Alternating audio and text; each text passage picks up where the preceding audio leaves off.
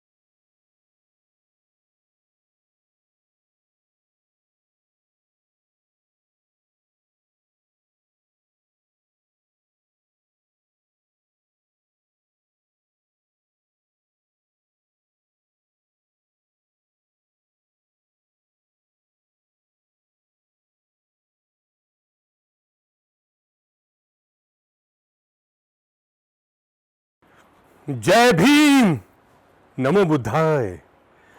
मैं Rohit Chauhan, singer, anchor, Ambedkar nation channel को शुभकामनाएं देता हूं कि अंबेडकर नेशन ने बहुजन मूल निवासी, वंचित और महिलाओं के संवैधानिक अधिकारों की आवाज उठाने का बीड़ा उठाया है। जय भीम, जय भारत, नमो बुद्धाय। स्वागत है आपका हमारे चैनल अम्बेडकर नेशन में और मैं हूं आपके साथ वैशाली प्रसाद। एक बार फिर आज आप लोग इस शो में है आवाज भारत की में उन अखबारों की सुर्खियों के मुद्दों के ऊपर आज हम फिर से बात करने वाले हैं गौतम रत्ना जी के साथ, film director, producer and social activist. बहुत बहुत स्वागत है आपका हमारे चैनल में। गौतम जी, सबसे पहले जो क्वेश्चन अभी आया है, जो सवाल उठाया है, वो ये है कि बातचीत की आड़ में चीन ने दिया धोखा। क्या कहना चाहेंगे आप इस चीज पे?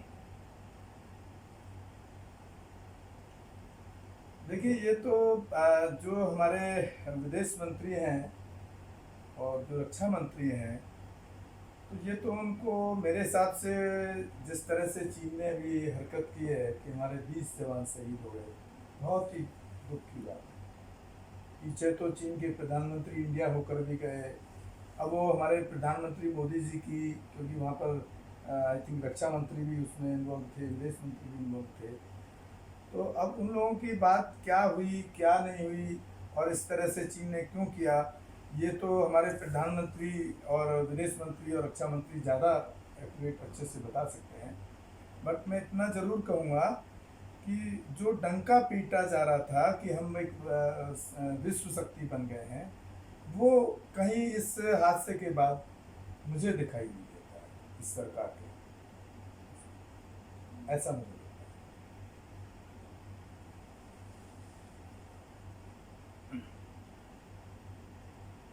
पशुपतिनाथ में निर्माण करेगा भारत। आप इस बात पे क्या कहना चाहेंगे कि अब भारत में पशुपतिनाथ जो है वो निर्माण करने वाला है हमारा भारत, क्या लगता है आपको इस मुद्दे पर? देखिए, ये इसको तो मैं बिल्कुल वही एक तरीके से जो हमारे यहाँ पूजा और जो एक आस्था की जो बात होती है हमेशा की, हमारा देश तो पूरा आस्था और पूजा पर ही टिका हुआ है। वो साइंटिफिकल सोच तो कहीं है ही नहीं, या टेक्निकल सोच पर भी नहीं हमारा देश टिका हुआ है। तो आप खुद सोचिए कि हमारी सरकार के काम कहाँ से आपको कैसे ठीक नज़र आते हैं, या सरकार को कैसे ठीक। जिस नेपाल ने अभी, कल भी हमने ये बात अपने शो में उठाई थी, याद होगा आपको, हमारे दर्शकों को भी याद होगा कि अभी पीछे उन्होंने एक हमारा शहीद हो गया एक यहाँ का, और 2 को उन्होंने घायल किया नेपाल की पुलिस ने, एक को वो अरेस्ट करके ले गए। और नेपाल हमारे देश के क्षेत्र का कुछ हिस्सा वो अपने नेपाल में लाने की बात कर रहे हैं और अपने नक्शे में उन्होंने डाला है। और भारत वहाँ पे किस लिए जा रहा है? मंदिर में निर्माण कर। तो आप इसको किस तरह से देखते हैं, कैसे देखें इसको? एक तरफ वो छोटा सा कंट्री जिसके पास कुछ आर्थिक मजबूती नहीं है, सैन्य मजबूती नहीं है, वो आपके ऊपर अटैक करता है और आप उसको एक वहाँ पर मंदिर निर्माण करने जा रहे हैं, ताकि भारत का आदमी सोचे कि भाई जो पशुपतिनाथ जो मंदिर है वो भी आई थिंक जो हिंदूज के भगवान या जिनको आस्था रहती है उसी में से एक हिस्सा है। तो कहीं ना कहीं फिर उसी चीज़ को मजबूती प्रदान करने की कोशिश है ये कि भाई हम धर्म पहले है हमारे लिए, और हमारा जवान शहीद हो जाए, हमारे लोगों को हमारे ज़मीन छीन ले, लेकिन धर्म पहले। तो ये मुझे नहीं लगता कि कोई इसमें इस सरकार का कोई पॉजिटिव काम है कि भाई एक तरफ वो नेपाल ऐसी हरकत कर रहा है आपके देश के साथ और आप उनको गिफ्ट में वहाँ पे मंदिर में निर्माण कराने से, ये कहाँ तक सही, कैसे सही? मैं ऐसा सोचता हूँ कि इस तरह के जो सरकार के कदम है, चाहे वो देश नीति में हो या किसी में भी हो, तो मुझे लगता है कि ये सब ठीक नहीं होगा। अब जिस तरह से देश के हालात है कोरोना को लेकर, जिस तरह से कोरोना को लेकर लोगों की जान जा रही है, इतने लोगों कोरोना से संक्रमित पाए गए हैं, इतने होते जा रहे हैं, कोरोना का कहर जो है, जहर जो है रुक नहीं रहा है लोगों में। लेकिन अब ब्रिटेन को मिल गई है कोरोना की दवा, आप इस पे क्या कहना चाहेंगे? क्योंकि अभी तक ये कहा जा रहा था कि अभी तक दवा बन गई है, ये मशीन बन गई है, वैक्सीन बन गई है, लेकिन अब फाइनली ब्रिटेन ने जो है दवा ढूंढ ली है। तो आप इस पे क्या कहना चाहेंगे? इस पर भी देखिए वही चीज़ें हैं कि हम लोग धार्मिक मानसिकता से नहीं निकल पाते हैं, और जो दूसरे कंट्रीज़ हैं, जो चाहे वो जापान ले लीजिए या यूएसए ले लीजिए या वो ब्रिटिश ले लीजिए या चाइना ले लीजिए, मुझे तो लगता है कि अगर हम धर्म से बाहर निकल पाए तभी तो हम इस पर काम कर पाएंगे। जब आपके पास में कोई मेडिकल रिसर्च सेंटर आपने खड़े ही नहीं किए, आपने उस यूथ को उस राह पे डाला ही नहीं है, उस यूथ को आप सिर्फ यही सिखाते हैं जाइए इबादत करिए और मंदिर जाइए वहाँ पर पूजा करिए, चर्च जाइए वहाँ पर, मतलब पूरा देश एकदम बिल्कुल धर्म सर्वोपरि है। और वो आई थिंक साइंटिफिकल और टेक्निकली जो मैं समझता हूँ उस पर हमारे देश ने ज़्यादा काम नहीं किया। इसलिए ब्रिटेन, जो कि आप बता रहे हैं जिस तरह से न्यूज़ है पेपर की हमारी, कि वहाँ पर उन्होंने दवाई बनाने की तैयारी कर दी है या हो गई है, तो हम कहाँ से करेंगे? हम कर तो तभी पाएंगे ना कि जब हमारा फोकस उस पर हो, एजुकेशन पर। हमारे जो युवा हैं या हमारे यंगस्टर्स हैं या हमारे टीनेजर हैं जब उनको एजुकेशन की उनके साथ बात ही नहीं होती, उनके लिए एजुकेशन के प्लान ही उस लेवल पे नहीं है। आज भी आप जाएंगे पूरे देश के अंदर, गांव की अगर स्थिति देखेंगे तो वहाँ आज भी 8वीं 10वीं के बाद तो आगे कोई एक पूरे गांव में से एक दो आदमी, एक दो बच्चा कोई पढ़ के निकल गया तो निकल गया, नहीं तो वहीं की वहीं। तो जब उस पर आपके ना बजट है ना उस पर आप काम करते हैं तो कहाँ से आप सोचेंगे आप कोरोना की दवाई। अभी आप तो आप देख ही रहे हैं कि भाजपा वो काढ़ा बांट रही है, काढ़ा बांट रही है, काढ़ा दवाई मिल गया इनको। तो आप सोचिए इससे ज्यादा अफसोसजनक स्थिति क्या होगी। फिलहाल ही में अब सोनिया गांधी का बयान सामने आया है कि केंद्र वापस ले पेट्रोल डीजल के जो दाम है वो बढ़ाए गए हैं। इस पे सोनिया गांधी जी ने कहा है, आप क्या बोलना चाहेंगे इस पे? देखिए, जहाँ तक सोनिया गांधी के पेट्रोल के दाम को कम करने की बात कही है तो हमने कल भी ये बात रखी थी, कल भी कुछ इस तरह का न्यूज अपडेट था कि जब जो हमारा जो कच्चा तेल है जब उसका दाम गिरा है तो ऑब्वियसली यहाँ गिरना चाहिए। लेकिन ये बड़ा हास्यास्पद है क्योंकि जो विपक्ष की जितनी पार्टियां, मैं खाली अकेले सोनिया की बात नहीं कर रहा हूँ, जितनी भी पार्टियां कहीं मजबूती में हैं। आप ऐसे प्रेस रिलीज दे दिए तो कि सोनिया ने कहा कि भाई दाम घटाए जाए, तो क्या जिस सरकार के पास इतना प्रचंड बहुमत जनता ने दे दिया तो वहाँ कहाँ किसकी सुनने वाली और क्यों सुने? ये तो अब उन लोगों को सोचना होगा जिन्होंने भाजपा और इस मोदी सरकार को वोट किया है, वोट कास्ट किया है। उनको सोचना चाहिए जिन मुद्दों पर वो सरकार बनाकर लाए। उसमें एक बहुत बड़ा मुद्दा था, इलेक्शन से पहले मोदी जी कहा करते थे रैली में हर अकाउंट में 15 लाख रुपए आए, विदेशों में ब्लैक मनी पड़ा। ब्लैक मनी तो आज तक आया नहीं है। ऊपर से जितने भी इशूज हैं, जितनी भी चीज़ें हैं, सब पर महंगाई बढ़ी है। तो मैं समझता हूँ कि पहले तो ये विपक्ष अगर इस तरह के मतलब कोई रिक्वेस्ट कर रहा है तो मैं समझता हूँ कि विपक्ष को सड़क पे आना चाहिए और सड़क पे आकर के सरकार के खिलाफ डंका बजाना चाहिए। तभी तो हो सकता है ना कुछ, तो उनको एहसास होगा कि भाई जनता सड़क पर आ चुकी है, उनको मजबूर करना पड़ेगा क्योंकि उनको इतना ज़बरदस्त बहुमत मिल गया है कि वो इस पर सोचते ही नहीं है। उनको क्या है सोनिया बोल रही है, क्या है मायावती बोल रही है, क्या है अखिलेश बोल रहा है या कोई ममता बोल रही है, उनको कुछ फर्क ही नहीं पड़ता है क्योंकि उन्होंने पूरा देश को धर्म के पीछे इतना हावी कर दिया है कि लोग धर्म के अलावा कोई दूसरी चीज़ मतलब मजबूर है मरने को, गिरने को, पिटने को, जिस तरह से देश के हालात हैं, लेकिन वो धर्म से ऊपर उठना ही नहीं चाहता।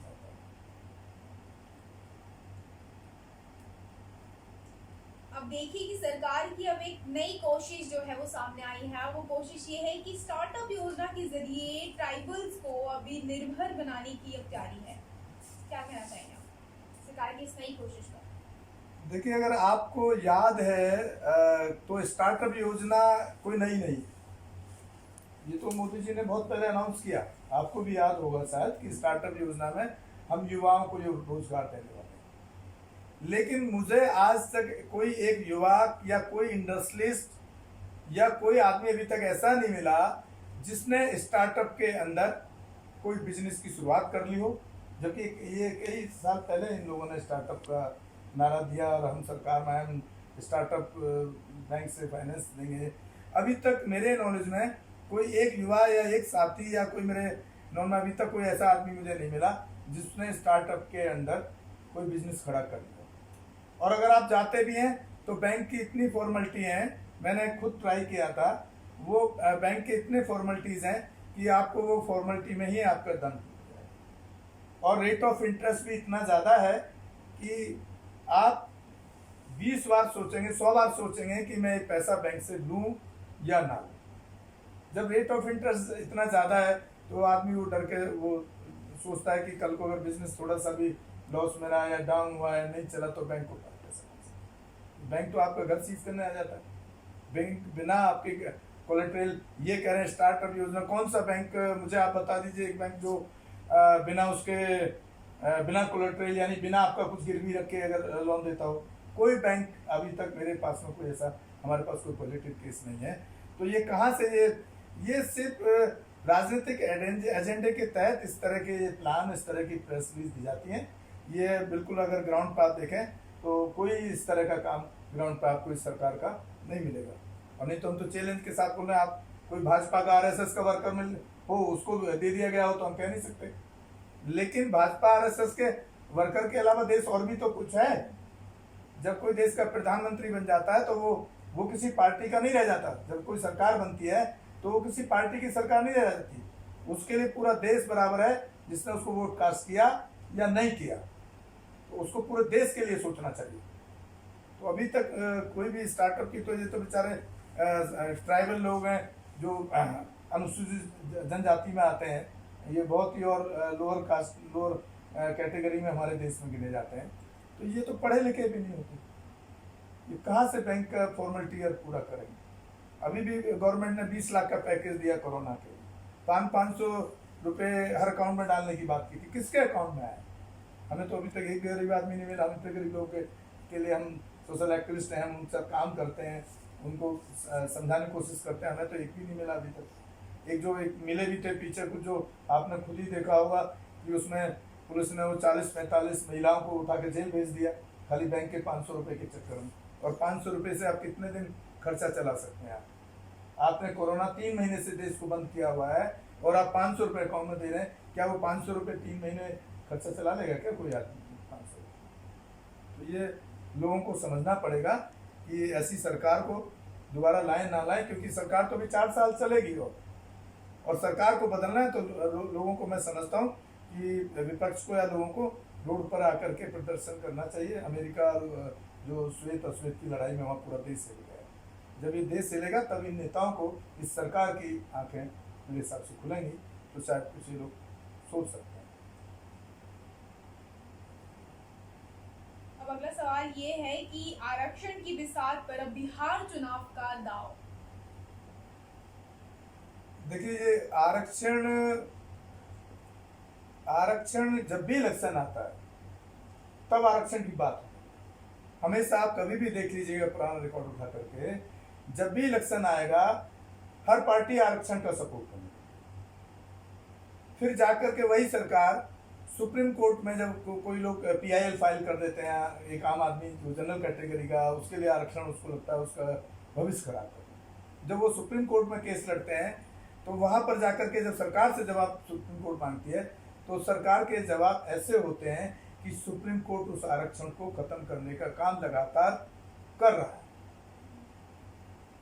जब ये इलेक्शन जीत जाएंगे उसके बाद में उस आरक्षण को खत्म करने का काम करते हैं। और जब इलेक्शन आता है, क्योंकि बिहार में इलेक्शन आने वाला है, तो वहां पर आरक्षण की बात होने लगी। उस आरक्षण के अंदर लगभग 85% समाज आता है। OBC 52-53% है और लगभग 22-23% SC/ST मिला है। तो उस टाइम इनको ये आरक्षण याद आता है कि हमको ये 85% का वोट चाहिए। वोट ले लेते हैं, इलेक्शन जीत जाते हैं, सरकार बना लेते हैं। जैसे नीतीश जी और लालू ने जब गठबंधन किया, सरकार बन गई। आरक्षण का मुद्दा तब भी उठाता, तब उन्होंने बड़े बड़े वादे किए थे। उसके बाद जाकर के फिर वो मोदी जी और भाजपा में मिल गए, और भाजपा मोदी जी तो आरक्षण के खिलाफ है। ये सरकार जो है ये आरक्षण के बहुत खिलाफ है। इनके जो जवाब होते हैं सुप्रीम कोर्ट में वो आरक्षण के खिलाफ होते हैं। जब सुप्रीम कोर्ट किसी PIL पर इनसे जवाब मांगता है, या जो SC/ST एक्ट बने हुए हैं उनके खिलाफ इनके जवाब दाखिल होते हैं। जब लोग प्रदर्शन पे आते हैं, मुझे 2 अप्रैल का कांड याद है जिसमें करीब 12 से 15 दलित लोग मारे गए, जब SC/ST एक्ट को सुप्रीम कोर्ट ने खत्म करने का काम किया। जब लोग सड़कों पर आ गए, पूरे देश में कई हजार करोड़ का नुकसान हुआ, तब जाकर के इन्होंने जब सुप्रीम कोर्ट में दोबारा से याचिका दायर की कि पूरा देश आग उगल रहा है, बवाल हो गया है, तो आप प्लीज इस पर पुनर्विचार करें। तब जाकर के वो SC/ST एक्ट को दोबारा से ये लोग पार्लियामेंट में लेकर आए, तब वो लागू हुआ। फिर सुप्रीम कोर्ट में दोबारा से उसको पुनर्याचिका दाखिल की, तब सुप्रीम कोर्ट ने उसको कंटिन्यू किया। तो ये दो रंगी जो चाल है, ये RSS और भाजपा वाले जो लोग हैं, मैं समझता हूँ कि इसको बहुजन समाज के लोगों को, जो 85% का समाज है, उसको समझना चाहिए। और अगर इस तरह के कोई भी एक्टिविटी होती है तो उसको बहुत सोच समझ के लेना पड़ेगा। आरक्षण के नाम पर जीतते हैं, फिर अपना जहाँ जहाँ जिस नेता को अपनी जहाँ गोटी फिट बैठती है, जहाँ उसको अपना फायदा दिखता है या अपने परिवार का फायदा दिखता है, वहाँ पर वो चला जाता है। और मैं तो कहूँगा कि ये इस तरह के लोगों को जो जीतते किसी पार्टी से हैं और चले जाते हैं फिर किसी दूसरी पार्टी में, चाहे वो पैसे के लालच में जाते हो, चाहे वो मिनिस्ट्री के लालच में। आपने भी सिंधिया वाला केस देखा है, कांग्रेस की सरकार को तोड़ने के लिए वहाँ सिंधिया को जो भी लालच दिया गया राज्यसभा का या पार्टी में कुछ भी पद या 20-22 MLA, तो मैं समझता हूँ कि ये जो तरीका है इस पर भी रोक लगनी चाहिए, क्योंकि आपको जिसने वोट कास्ट किया है आपकी वो आइडियोलॉजी पर, उसी पर आपको वोट कास्ट किया है। तो इस तरह की चीज़ों को बंद होना चाहिए, इस तरह की माहौल। इंडस्ट्री में सालों बाद भी आउटसाइडर हैं लोग, आप इस पे क्या कहना चाहेंगे? क्योंकि इतने सारे बॉलीवुड स्टार्स हैं जिन लोगों की या तो किस्मत चमक गई तो बिल्कुल ही स्टार हैं, और कुछ लोग स्टार बन के भी आउटसाइडर रह जाते हैं, आप इस पे क्या कहना चाहेंगे? देखिए, ये मैं इस पे इतना ही कहूँगा कि जो हमने कल भी ये बात रखी थी, आज का जब मैं पेपर देख रहा था तो लगभग पूरा ये पेपर देखिए एक्टर शोले सुशांत के बहाने निशाना साधने का पूरा का पूरा पेपर आज सुशांत ठाकुर जो एक्सपायर, जो सुसाइड किया है, उसके ऊपर था। मतलब हमें भी दुख है, हर एक इंसान को दुख होता है किसी की मौत पर, अगर वो अपनी मौत टाइम से पहले अगर उसकी मौत हो जाती है। लेकिन इस पेपर वालों को पूछो कि भाई सुशांत के अलावा जो गरीब आदमी मर जाता है जो रोड पर, उनके लिए जगह क्यों नहीं है? ये टॉपिक मैंने इसलिए आपको सुना। तो जो ये न्यूज़पेपर हैं, ये जितने भी इस तरह की एजेंसी हैं, ये आज अब इस सरकार के टाइम में पूरा एक तरीके से गोदी मीडिया बनकर रहे हैं। गरीब के लिए जगह नहीं है, पैसे वाले के लिए इनके पास है जगह। तो मैं समझता हूँ कि इस तरह की जो चीज़ें हैं उस पर या तो लोग ऐसा अखबार कोई पढ़ना ही बंद कर दें। तो जब पढ़ना ही बंद कर देंगे तो इनकी दुकान, बिजनेस बस ही बंद हो जाएगा। क्योंकि जो न्यूज़ है, चाहे वो आपके न्यूज़ चैनल हैं या यूट्यूब है या सोशल प्लेटफॉर्म है या अखबार है, वो हर आदमी की आवाज़ उठाने के लिए बनाया जाता है, ना कि कोई बड़ी सेलिब्रिटी के साथ कुछ इंसिडेंट हो गया या एक्सपायर हो गई, आप पूरे पेपर को उसको भर गया। तो ये इसलिए हमने इसको इसमें कंसीडर किया था। वैसे तो सुशांत सिंह की मौत वो पे उसी वाकई में आ में भी गया। बहुत लोगों को ही बुरा लगा है उन लोगों की मौत पे, क्योंकि इस तरह का उनका जो स्टेप लेना था वो काफी हादसा भरा था कि आखिर उन्होंने ऐसा स्टेप लिया क्यों। लेकिन कई बॉलीवुड का कहना है, बॉलीवुड जितने भी स्टार्स हैं उन लोगों का कहना ये है, पब्लिक का कहना ये है कि जिस तरह से उनको ट्रोल किया गया और जिस तरह उनको हटाने की कोशिश की गई है, तो इस तरह के आरोप जो है सलमान खान पे, करण जौहर पे, इन फिल्म डायरेक्टर्स पे लग रहे हैं कि जिस तरह से उन लोगों ने सुशांत सिंह को हटाना चाहा है, इसी कारण कहीं ना कहीं सुशांत सिंह ने सुसाइड करने का स्टेप लिया, क्योंकि वो इस तरह का जो बातें थी वो शायद बर्दाश्त नहीं कर सके। हालांकि अभी फिलहाल में कंगना रनावत भी इस तरह से वो अपनी बातें मीडिया में आके चीख के बोल रही हैं कि सुशांत सिंह ने सुसाइड नहीं किया है, उनका मर्डर है। जिस तरह से लोगों ने उनको ट्रोल किया था, इस कारण ही उन्होंने किया। तो आप क्या बोलना चाहेंगे? जारी है सर। तो ये अभी तक जांच मिली नहीं है, यही कारण है इस वजह का।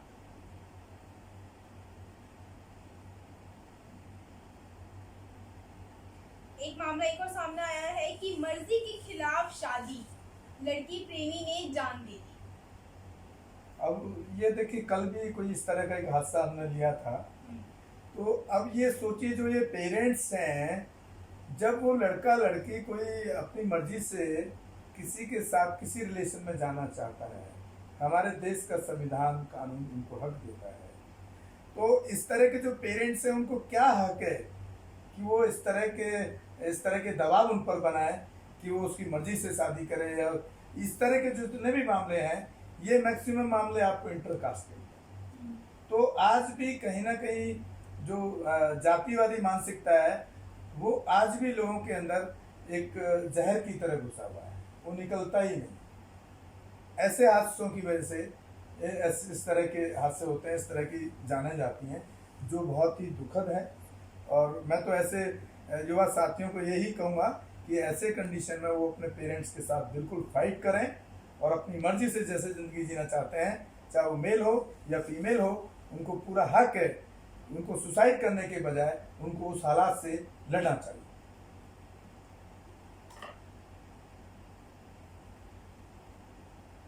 वायरस पर मॉनसून का नहीं पड़ेगा कोई भी असर, क्या कहेंगे आप? अब ये देखिए, अब आपका वायरस मतलब आई थिंक मेरे हिसाब से कोरोना कोविड की बात हो रही है ना, तो जब इनके पास कोई रिसर्च ही नहीं है तो ये कैसे कह रहे हैं कि वायरस पर मानसून का नहीं पड़ेगा कोई असर। अब मानसून का असर पड़ेगा नहीं पड़ेगा जब आपको कुछ मालूम ही नहीं है, जब आपने उस पर कोई रिसर्च ही नहीं किया, आपको मालूम नहीं है वो बीमारी कैसे फैली है भारत के अंदर, या उसका इलाज क्या हो सकता है, या वो कम कैसे हो सकती है। जैसे पहले कहा गया कि भाई आप सोशल डिस्टेंस बनाए, मैं उसको सोशल डिस्टेंस को शब्द को ही मैं उसको बिल्कुल गलत मानता हूँ। वो फिजिकल डिस्टेंस होना चाहिए। सोशल डिस्टेंस का मतलब है सामाजिक दूरी, और सामाजिक दूरी जो आज तक हमारे देश में रही है वो मानसिकता रही है कि जैसे आज भी आप गांव में देखोगे तो अगर एक शेड्यूल कास्ट या जो अनुसूचित जाति के जो दलित लोग हैं उनसे बड़ा दूर से होकर के आदमी निकलता है, उनके साथ हाथ नहीं मिलाएगा, उधर बैठेगा नहीं। तो ये सामाजिक जो दूरी शब्द है, पहले तो यही गलत इस्तेमाल किया है इस सरकार ने, क्योंकि सरकार की सोच कहीं ना कहीं जाकर के मानसिकता इस सरकार की जातिवादी और धर्म पर आकर के हमेशा हर टॉपिक पे टिक जाती है। तो अब इनको मालूम ही नहीं है, अब ये अखबार में कुछ भी प्रेस रिलीज दे दे सरकार, उसका क्या कर सकती है, क्योंकि अंधी गूंगी बहरी सरकार है। पढ़े लिखे लोगों की सरकार होती, वेल एजुकेटेड लोग, तो उनको समझ भी आता है थोड़ा, ऐसा मुझे लगता है।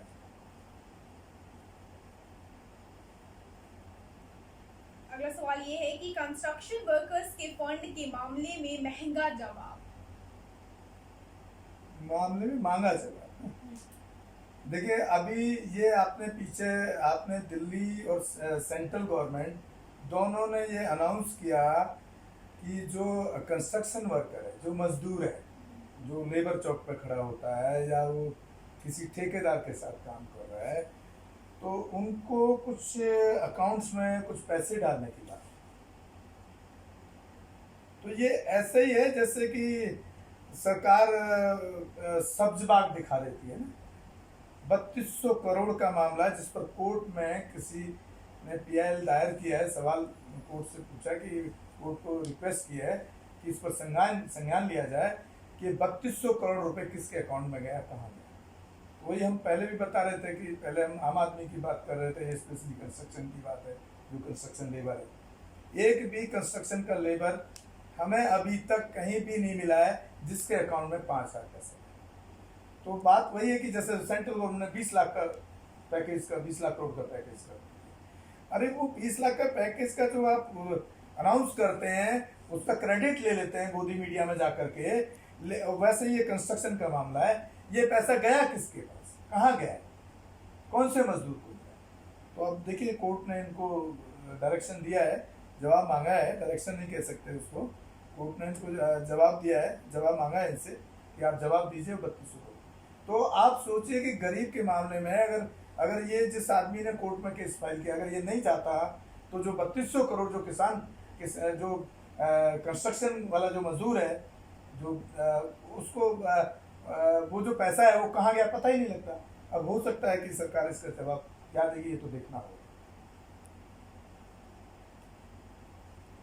अब बीजेपी नेताओं ने घर घर जाकर बांटे काढ़े के पैकेट।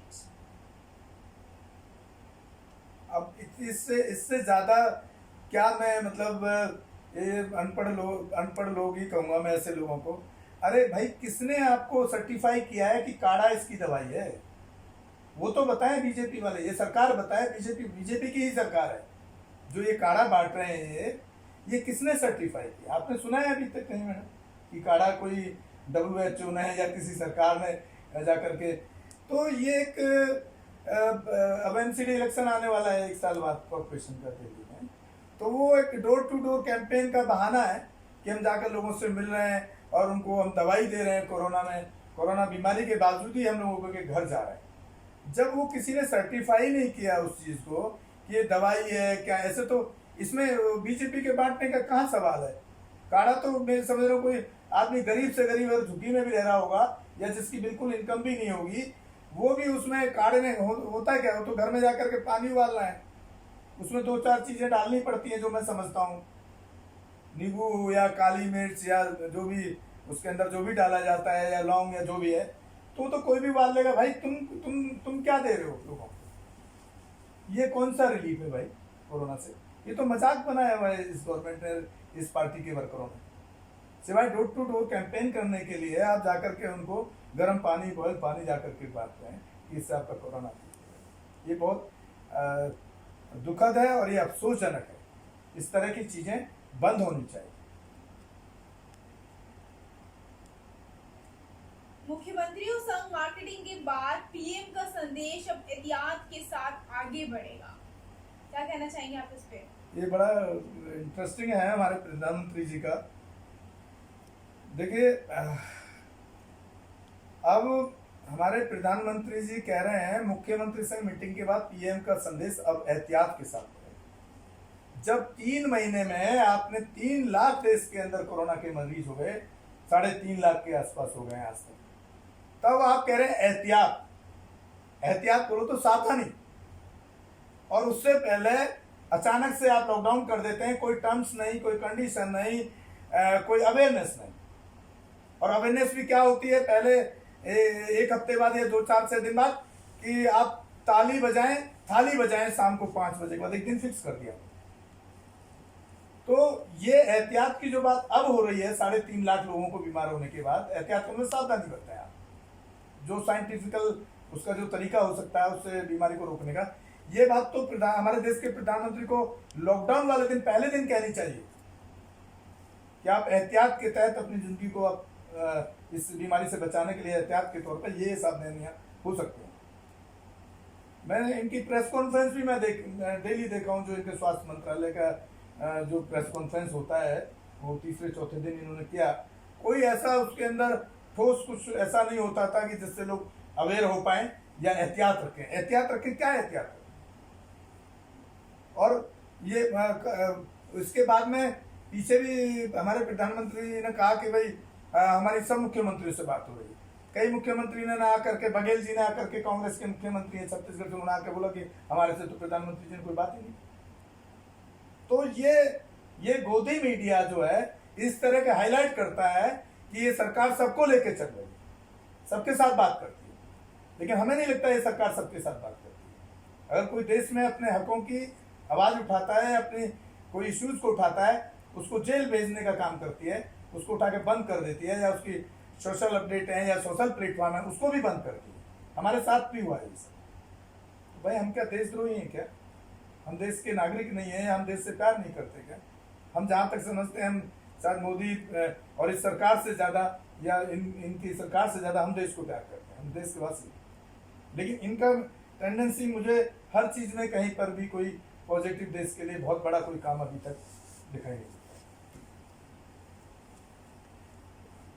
हमारी सुर्खी की एक और हेडलाइन सामने आई है कि चीन से 45 बरस बाद खूनी झड़प, कर्नल समेत 20 शहीद और पड़ोसी देश के भी कई सैनिकों की थी। आप इस झड़प के बारे में क्या कहना चाहेंगे जो ये चीन के साथ हुई है?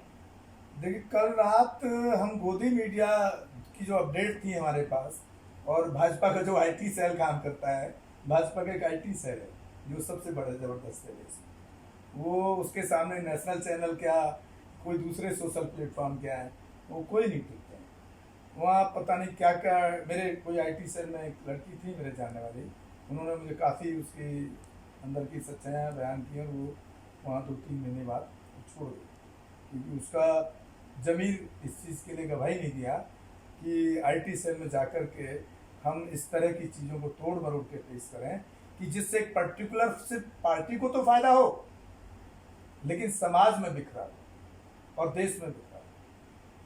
तो उन्होंने फिर नौकरी छोड़ दिया। तो मैं वही मतलब इस खबर को देख करके सुबह ये, क्योंकि ये नेशनल न्यूज़पेपर है तो थोड़ा हम ट्रस्ट तो कर ही सकते हैं कि 20 सैनिक शहीद, कल रात तक तीन शहीद दिखाए जा रहे थे सोशल मीडिया पे और पुलिस पे। आज सुबह जब हमने पेपर पढ़ा तो 20 शहीद हो गए। तो कल भी हम यही बात कर रहे थे कि भाई जो आपने जो विदेशों के दौरे किए, जो पॉलिसीज जो वहाँ के प्रधानमंत्री या वहाँ के राष्ट्रपति या वहाँ की सरकारों के साथ जो आपने मीटिंग्स किए हैं, डिस्कशन किए हैं, और पूरे देश में मोदी मीडिया ने ये एस्टेब्लिश किया कि पूरे वर्ल्ड वाइड भारत एक बहुत बड़ी शक्ति बन के उभरा है सरकार, जो आज से पहले कभी नहीं। मतलब भाजपा के भक्तों और आरएसएस भक्तों और सरकार के भक्तों की नज़रों में देखा जाए, अब तक जितनी भी सरकारें रही हैं, जितने भी प्रधानमंत्री रहे, वो सब बेकार थे। सिर्फ ये पहली ऐसी सरकार आई है कि जिसमें देश पूरे वर्ल्ड वाइड एक शक्ति बना है और देश बहुत प्रोग्रेस कर रहा है, जिसमें जीडीपी के आंकड़े जहाँ मनमोहन सिंह जी के टाइम 8, 7.5, 8 हुआ करते थे, 7 से 8 के बीच में, वो अभी 4 से 5 के बीच में चले गए। जो आम आदमी है वो गरीबी की रेखा से नीचे इतना जा चुका है कि और ये लॉकडाउन के 3 महीने में नहीं गया है, ये इनके आते के साथ ही इन्होंने जो पॉलिसियां बनाई हैं उनके साथ। ये कहते हैं 60 साल कांग्रेस लूटती रही, हम कहते हैं भाई 60 साल में कांग्रेस का इतना बड़ा ऑफिस नहीं बना, आपने भाजपा का 6 साल के अंदर इतना बड़ा बिल्डिंग आईटीओ के, जो दिल्ली की पूरे देश की सबसे महंगी जमीन है, तो पैसा कहाँ से आया? इस पर कोई सवाल नहीं उठा सकता है। अगर सवाल उठाएगा तो जेल जाए। तो ये कौन सा तरीका है देश को मजबूत करने? तो इस तरह की चीजें देश में हो रही हैं, और मैं समझता हूँ कि जो इस तरह की परिपाटी और व्यवस्था जो लोग ये बना रहे हैं इस सरकार में, वो देश के लिए ठीक नहीं है, न यहाँ के समाज के लिए ठीक है। इनके आने के बाद जातिवाद मजबूत हुआ है, हिंदू मुस्लिम मजबूत हुआ है, ह्यूमैनिटी नाम की कहीं चीज़ नहीं रही है। अलग अलग इनके जो भाजपा के जो कोर ऑर्गेनाइजेशन है, कोर्स ऑर्गेनाइजेशन समझते हैं ना, कोर सेंटर, जो भाजपा पार्टी के लिए इनडायरेक्टली काम करते हैं, बहुत सारे बजरंग दल, गोरक्षा दल, हिंदू रक्षा दल और आरएसएस, इन सबका काम यहाँ के समाज को बांटने का है, जोड़ने का नहीं कर रहे। ये मैं बिल्कुल पुख्ता दावे के साथ कह सकता हूँ, और ये आप कहीं भी देख सकते हैं, चलते हुए रोड पे आपको देखने को मिलता है।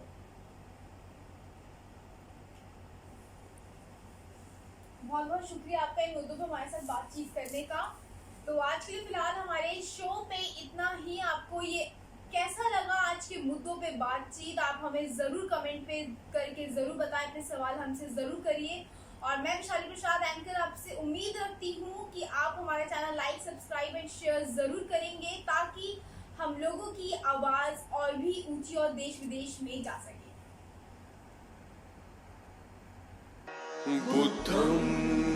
अंबेडकर नेशन चैनल आर्थिक समस्या से गुजर रहा है।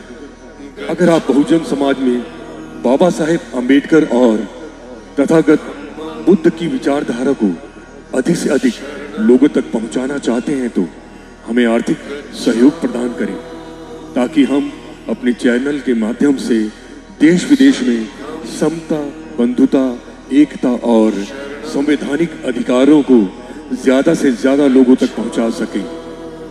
अंबेडकर नेशन चैनल जो YouTube पर भी प्रसारित होता है, प्रस्तुत करता गौतम रत्नम।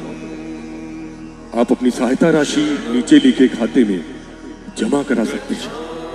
खाता धारक गौतम रत्नम, खाता संख्या 316957686551, IFSC कोड SBIN 0060336, बैंक भारतीय स्टेट बैंक।